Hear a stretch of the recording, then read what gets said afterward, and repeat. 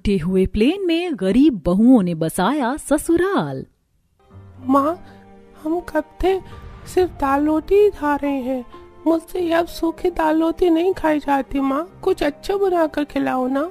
मेरे बच्चे, अभी आप ये दाल रोटी ही खा लो। पापा कल तुम्हें बहुत ही अच्छा खाना खिलाएंगे। माँ, आप रोज ऐसा ही बोलते हो, लेकिन खाने को सिर्फ दाल और सूखी रोटी ही मिलती है।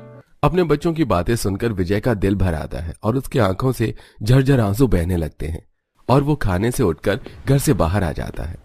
क्या हो गया विजय जी, आप खाने से उठकर क्यों आ गए? और कब तक मेरे बच्चों को ऐसे ही झूठा दिलासा देती रहोगी? उन्हें सच क्यों नहीं बता देती कि उनका बाप नकारा है और उनके लिए कुछ नहीं कर सकता? चुप हो जा मेरा बेटा, मत रो। ऐसे रोकर अपना दिल छोटा मत कर। भगवान के घर में देर है अंधेर नहीं। ये कैसा भगवान है जो सच्चाई को पीछे और गद्दार को आगे बढ़ाता जा रहा है? इसमें तेरी कोई गलती नहीं है विजय बेटा। गलती तो तेरे बड़े भाई की है, जिसने तेरे साथ इतनी बड़ी गद्दारी करी और पैसों के चक्कर में पूरे परिवार को घर से धक्के मारकर बाहर निकाल दिया। देखना, पाप का घड़ा एक दिन जरूर भरता है। सुमित्रा यहाँ उन तीनों की बात कर रही थी जब पूरा परिवार एक आलीशान घर में खुशी खुशी रहता था। लेकिन चंद पैसों के चक्कर में विजय का बड़ा भाई अपनी बीवी के साथ षड्यंत्र रच के पूरी प्रॉपर्टी पर कब्जा करके और पूरे पैसे पर हक जमा कर पूरे परिवार को घर से बेघर कर देता है, जिसकी वजह से आज सुमित्रा के परिवार को ये दिन देखना पड़ रहा था। हिम्मत रख मेरा भाई, तेरे छोटे बच्चे तुझे ऐसे रोता देखकर घबरा जाएंगे। अपने बच्चों के लिए तो हिम्मत कर मेरे विजय भाई।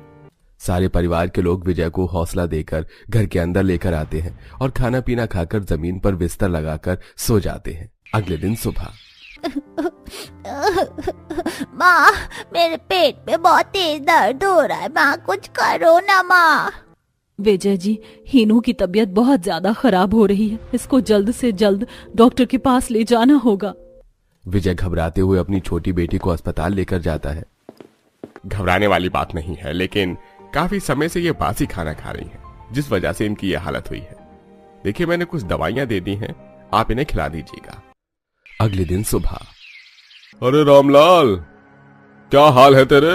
हाँ, चला बहुत दिन हो गए, मेरे घर का किराया निकाल।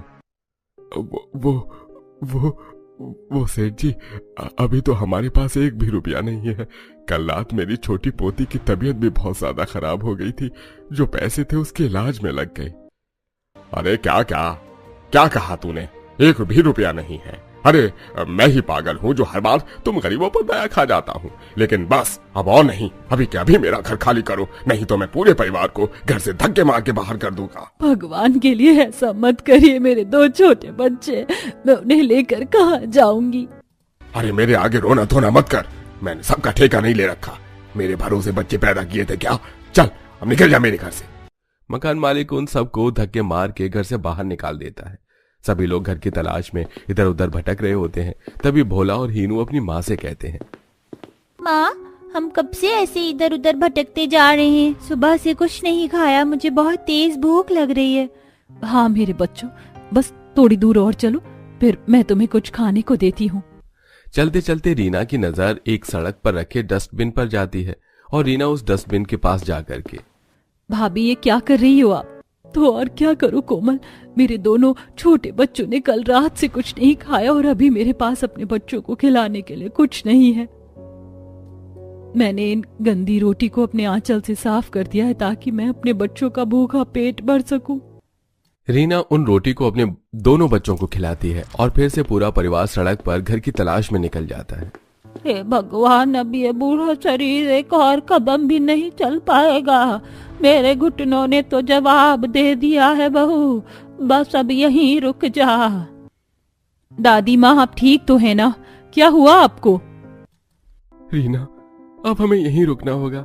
दादी माँ अब एक और कदम नहीं चल पाएंगी। आप सही कह रहे हैं। सुनिए, घर खाली करने के वक्त मैंने एक बहुत बड़ा पन्नी अपने साथ रख लिया था। चलिए उस पन्नी से ही एक छोटा तिरपाल बना लेते हैं। विजय और रीना और कोमल मिलकर उस पन्नी से सड़क पर ही एक छोटा सा तिरपाल बनाते हैं। विजय, मेरे पास कुछ रोटियां रखी हुई हैं, हम लोग उसी को खा लेते हैं, फिर कल सुबह जाकर कोई काम ढूंढ लेंगे।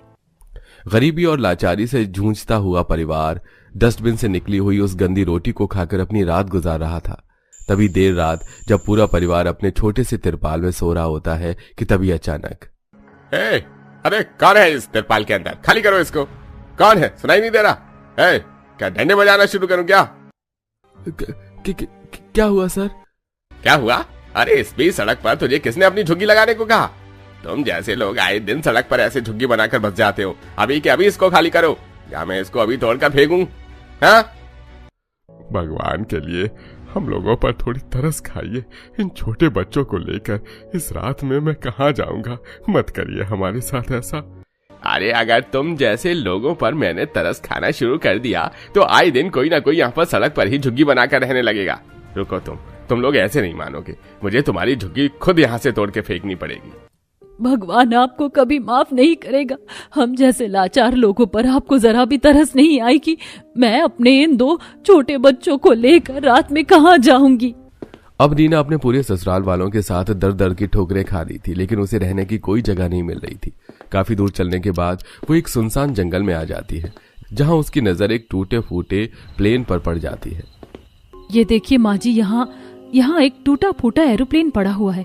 ऐसा करते हैं इस रात हम लोग इस एरोप्लेन में ही चलते हैं। हाँ रीना, तुम सही कह रही हो। रात बहुत ज्यादा हो गई है और इस खुले जंगल में इस तरह घूमना हम सबके लिए ठीक नहीं है।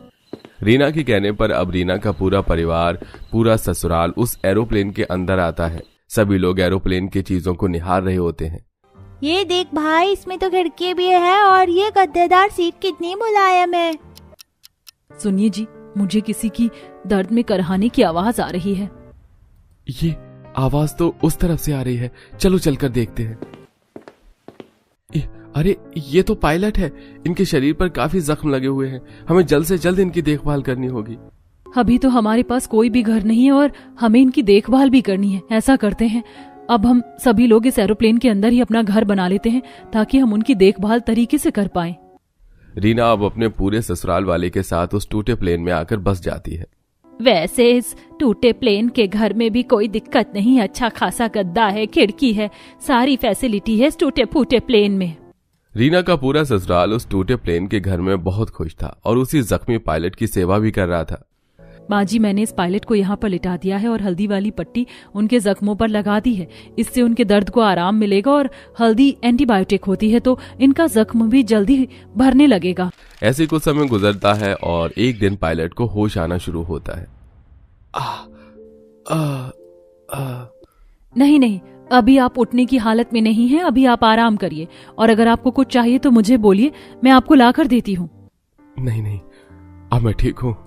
धन्यवाद जो आप लोगों ने मेरी इतनी मदद की। मैंने तो सोचा था कि इस ट्रेनिंग में मेरी मौत ही हो जाएगी, लेकिन सही समय पर आकर आप लोगों ने मुझे बचा लिया। कैसी ट्रेनिंग सर? दरअसल मेरी ट्रेनिंग चल रही थी और ट्रेनिंग के दौरान जब मैं यहाँ प्लेन चला रहा था तो ये प्लेन क्रैश हो गई और बहुत ही सुनसान जगह पर आकर गिर गया। मेरी कंडीशन बहुत खराब हो गई थी, जिस वजह से मैं किसी को कुछ नहीं बता पाया। लेकिन सही समय पर आप यहाँ पर आ गए और आज मैं आप लोगों की बदौलत ही ठीक भी हूँ। लेकिन अब आप लोग मेरे साथ मेरे घर चलना होगा।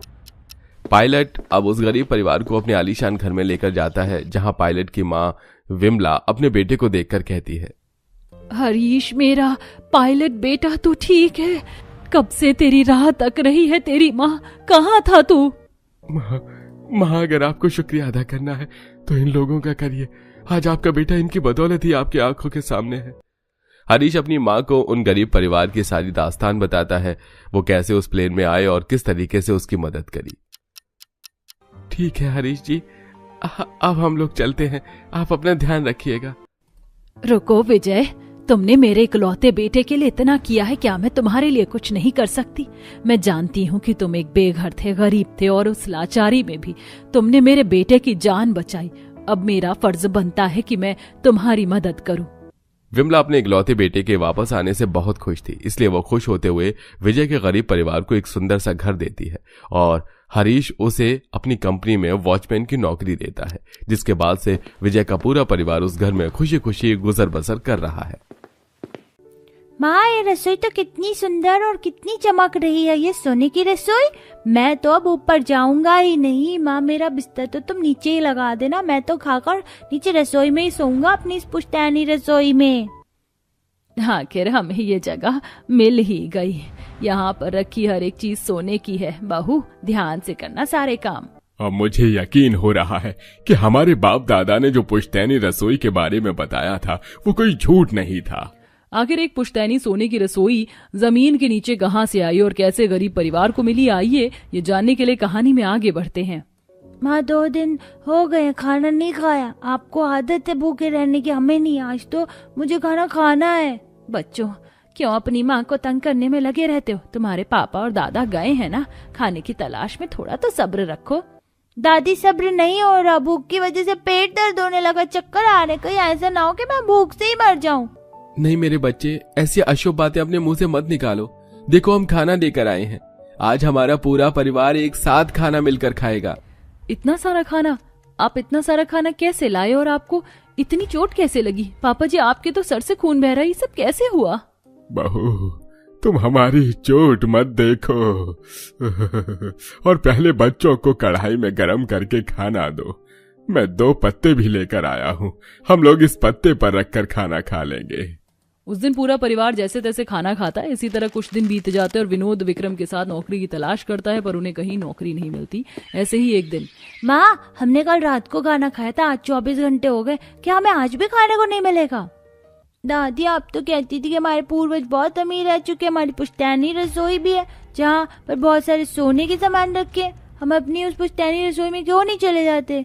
क्यों हम रोज भूखे सोते हैं? बेटा चाहती तो मैं भी हूँ कि हमें हमारी पुश्तैनी रसोई मिल जाए, पर पता नहीं हमारी पुश्तैनी सोने की रसोई कहाँ चली गई। मैं नहीं जानती और ना ही मेरी सास जानती थी। मेरी सास तो ये भी कहती थी कि शायद उनके रिश्तेदारों ने सब कुछ बेचकर खा लिया।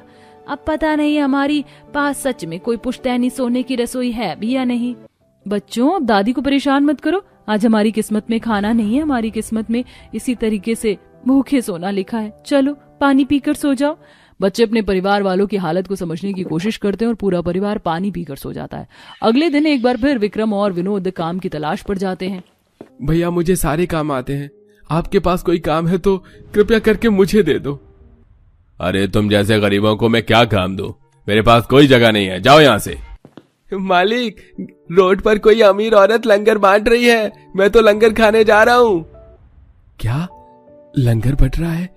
ये तो अच्छा मौका है, मैं जाकर ज्यादा खाना खा लेता हूँ ताकि कल तक हम सब पेट भर कर खा सके। खाने की आस लेकर विक्रम उस लड़के के पीछे जाता है जहां वो देखता है कि लंगर बट रहा है और काफी लंबी लाइन भी लगी है। विक्रम उस लाइन में लग जाता है, पर जब तक विक्रम का नंबर आता है खाना खत्म हो जाता है। क्या खाना खत्म हो गया? भाई लगता है हमारी किस्मत में ही नहीं है, मुझे आज फिर अपने घर की सूखी रोटी खानी पड़ेगी। भाई तुम्हारे घर में तो सूखी रोटी भी है, मेरे घर में तो वो भी नहीं है। उदास होकर विक्रम वहां से जाने लगता है कि तभी उसकी नजर फेंके हुए खाने पर पड़ती है और वो एक पन्नी में फेंका हुआ पूरी सब्जी उठाने लगता है। तभी एक औरत ये सब देख लेती है और विक्रम से कहती है, अरे भाई साहब आप ये सब क्या कर रहे हैं? फेंका हुआ खाना उठा रहे हैं। माफ करना खाना कम पड़ गया, पर हम उन लोगों को खाना प्रोवाइड कर रहे हैं जिनको खाना नहीं मिला। चलिए मैं आपको खाना दिलवाती हूँ, ये फेंका हुआ खाना मत लीजिए। सरला विक्रम के साथ कुछ और गरीबों को अपने साथ ले जाती है और सबको ढेर सारा खाना दिलवाती है। रात को विक्रम खाना लेकर खुशी खुशी घर जाता है और उसके हाथों में खाना देख बच्चे बहुत खुश होते हैं, पर आशा और नेहा परेशान हो जाती हैं और वो डर जाते हैं। इतना सारा खाना, ये खाना तो 2 दिन चलेगा। आप सच सच बताना, क्या आपने फिर से खाने की चोरी करी है? नहीं नहीं नहीं नेहा, आज मैंने खाने की चोरी नहीं करी, आज ये खाना मुझे किसी एक औरत ने दिया है। चलो बातें खत्म करके खाना खाने के लिए बैठते हैं। पापा खाना तो बहुत अच्छा है, मैंने तो ये रोटी पहली बार देखी है, शायद इस रोटी को नान कहते हैं। अगर आज इस घर में खाना आया है तो हम खाना पन्नी में या पत्तल में नहीं खाएंगे। मेरी सास ने एक प्लेट दी थी, ये पुश्तैनी प्लेट है, ये पुश्तैनी रसोई ना सही पर पुश्तैनी सोने की प्लेट तो है। आज हम सब इसी में खाना खाएंगे और इसे संभाल के रखेंगे ताकि आने वाले समय में ये पुश्तैनी प्लेट अपने राजू को दे सको, ताकि उसकी बीवी इसे संभाल के रखे। अच्छा मैं प्लेट निकालती हूँ। पूरा परिवार उस सोने की प्लेट में खाना खाता है और कुछ खाना बचा लेता है। अगले दिन फिर से जब वह लोग रात में खाने के लिए बैठते हैं तभी उनके चौखट पर एक बूढ़ी औरत आती है। भगवान के नाम पर कोई बूढ़ी औरत की मदद करो। पिछले 3 दिन से मैंने कुछ नहीं खाया, कुछ खाने को दे दो। अरे हम तो खुद गरीब हैं, इतनी मुश्किल से थोड़ा सा खाना खाने को मिला है और हमारे दरवाजे पर ये बूढ़ी औरत आ गई, अब हम क्या करें। कोई बात नहीं पापा जी, मैंने कल भी खाना खाया था, मैं अपने हिस्से का खाना इन बूढ़ी अम्मा को खिला देती हूँ। नेहा खुद ना खाकर वो खाना बूढ़ी अम्मा को अपने घर में बुलाकर खिला देती है, जिससे बूढ़ी औरत बहुत खुश होती है और उनसे कहती है, बेटा तुमने मेरा दिल खुश कर दिया, इसलिए मैं आज तुम्हारी एक इच्छा पूरी करूंगी। तुम लोग अपनी पुश्तैनी रसोई ढूंढ रहे थे ना, आज ये बूढ़ी तुम्हें तुम्हारी पुश्तैनी रसोई तक पहुंचाएगी।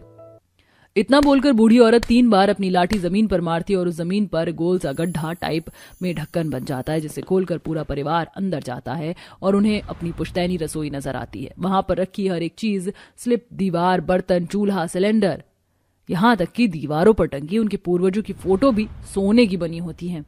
माँ ये फोटो देखो, ये फोटो तो नहीं बूढ़ी अम्मा की है जिन्हें आपने खाना खिलाया था। हाँ बेटा तुम सही कह रही हो, पर वो अम्मा कहाँ चली गई? बहू मैं समझ गई, वो बूढ़ी अम्मा और कोई नहीं बल्कि हमारी पूर्वज रह चुकी हैं। पूरा परिवार अपनी पुश्तैनी रसोई देखकर खुशी के साथ साथ बहुत हैरान था। तभी उनके सामने एक पूरा बर्तनों का सेट जो कि सोने से बना था उनके सामने चल कर आता है। हम जादुई पुश्तैनी सोने की रसोई है तुम्हारी, इसलिए हमें छुपा के जमीन के नीचे रखा गया था, वरना तुम्हारे कुछ रिश्तेदार हमें भी बेचते थे और हम आज तक तुम्हारा ही इंतजार कर रहे थे ताकि हम अपने आने वाली पीढ़ी की मदद कर सकें। सच में अगर तुम जादुई हो तो क्या तुम हमें अच्छा खाना दे सकते हो? हाँ क्यों नहीं, जो भी खाना है उस चीज का नाम लेकर कढ़ाई को गैस पर रख दो, खाना अपने आप मिल जाएगा।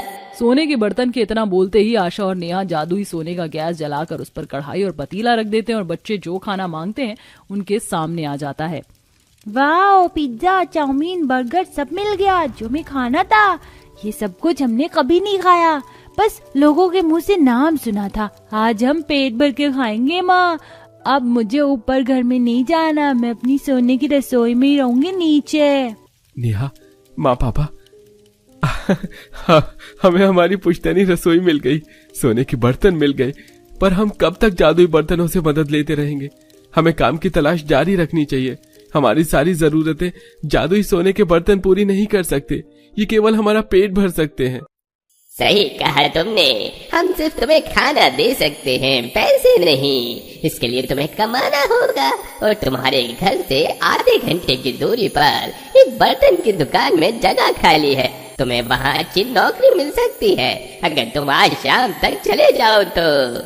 बर्तन के कहने पर विक्रम और विनोद काम की तलाश में उसी जगह जाते हैं जहां बर्तन ने कहा था और उनके जाते उन्हें काम मिल जाता है। अब इसी तरह कुछ दिन बीत जाते हैं और नौकरी मिलने के बाद उनकी आर्थिक स्थिति ठीक होने लगती है। पुश्तैनी रसोई ने हमारी बहुत मदद करी है, इसे हम अपनी जान से भी ज्यादा संभाल के रखेंगे, पर उससे पहले हमें अपने घर की मरम्मत करनी होगी और आसपास की अपनी बिकी हुई जमीन वापस खरीदनी होगी। अगर किसी को पता चल गया तो कहीं ऐसा ना हो कि कोई हमसे हमारी सोने की पुश्तैनी रसोई छीन ले, क्योंकि हमारी पुश्तैनी सोने की रसोई जमीन के नीचे है, इसलिए आज तक किसी को कुछ पता नहीं चल पाया और हमें इस राज को राज ही रखना होगा। इस तरह विनोद और विक्रम दिन रात मेहनत करते हैं और जैसे ही उनकी पहली सैलरी आती है वो लोग अपने ही घर की मरम्मत करते हैं और अपनी पुश्तैनी रसोई जो कि जमीन के नीचे है उस राज को हमेशा राज रखते हैं।